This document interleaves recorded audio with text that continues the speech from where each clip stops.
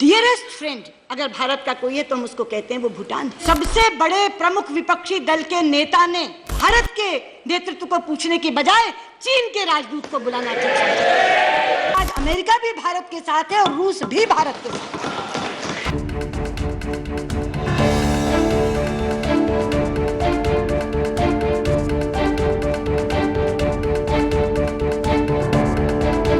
हम किसे मित्र कहते हैं, फ्रेंड।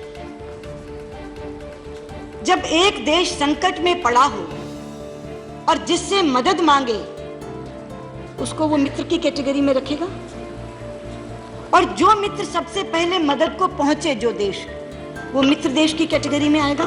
डियरेस्ट फ्रेंड अगर भारत का कोई है तो हम उसको कहते हैं वो भूटान है। ये धैर्य और संयम, और उसमें भी भाषा संयम बेहद जरूरी होता है इस तरह की चीजों को सुलझाने के लिए। अगर आप धीरज खोते हैं, अधीर होते हैं, उतावले होते हैं तो कभी भी संकट का हल नहीं निकलता।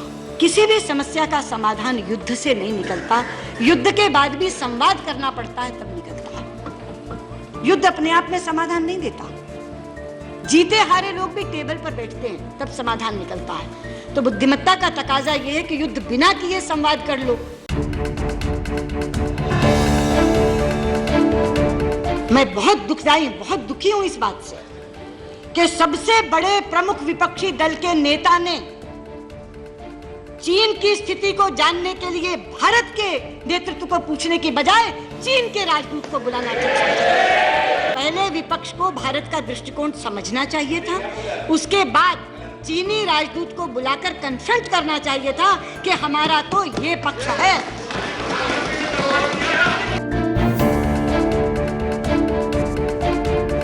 9 दिसंबर 2015 को जब मैं हार्ट ऑफ एशिया कॉन्फ्रेंस में भाग लेने के लिए इस्लामाबाद गई तो नवाज साहब ने साथ बिठाया सरताज अजीज साहब को और कहा कि जो ये कह रही हैं उस तरह से एक बार शुरू करो इस डायलॉग को, एक नए सिरे से नया नाम देकर कॉम्प्रिहेंसिव बायलैटरल डायलॉग। प्रधानमंत्री जी का लाहौर से, काबुल से लाहौर जाना इसी इनिशिएटिव का था, लेकिन ये out of the box initiative था। लेकिन कहानी बदरंग कब हुई? पठानकोट के बाद भी नहीं हुई, क्योंकि पठानकोट के बाद भी पाकिस्तान जो हमेशा डिनायल में जाता था, हर टेररिस्ट घटना के बाद वो ये पहली बार थी कि डिनायल में नहीं गया और उसने कहा कि हम सहयोग करने को तैयार हैं, हम जो SIT बनाएंगे आप आइए। कहानी बदरंग तब हुई जब बुरहान वानी का एनकाउंटर यहाँ हुआ और नवाज शरीफ साहब ने वहाँ खड़े होकर के उसको स्वतंत्रता सेनानी शहीद की संज्ञा दी। उसके बाद से चीजें बिगड़ी।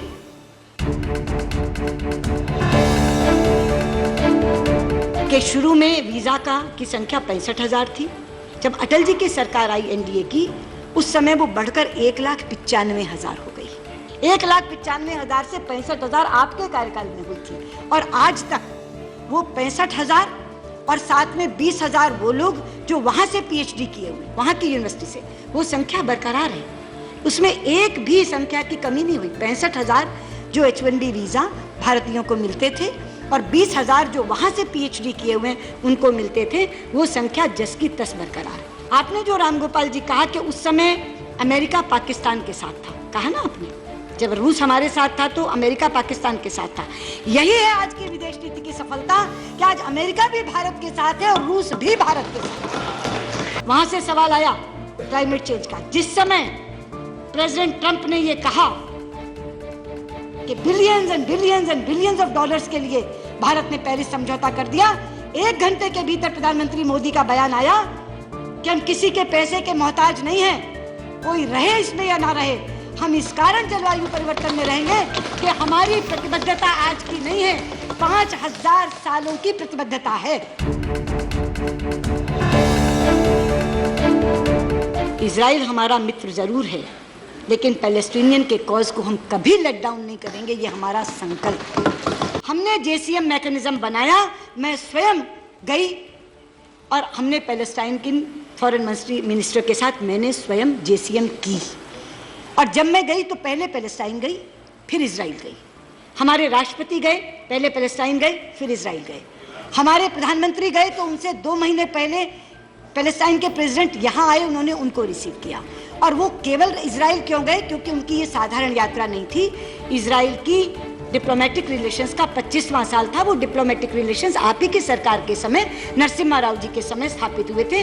उसकी 25वीं सालगिरह मनाने के लिए वो गए। प्रेसिडेंट अब्बास के साथ एक लंबी मीटिंग हुई तो उन्होंने मुझसे क्या कहा, उन्होंने मुझसे कहा कि मैं चाहता हूँ ये मामला सुलझ जाए तो इजराइल का झंडा पूरे अरब वर्ल्ड पर फहरे, और मैं ये चाहता हूँ कि आप लोगों के बहुत अच्छे संबंध इजराइल के साथ हैं, अपने गुड ऑफिसेस को यूज करके, इस्तेमाल करके आप हमारा मसला सुलझवा सकते हैं। ये कहा।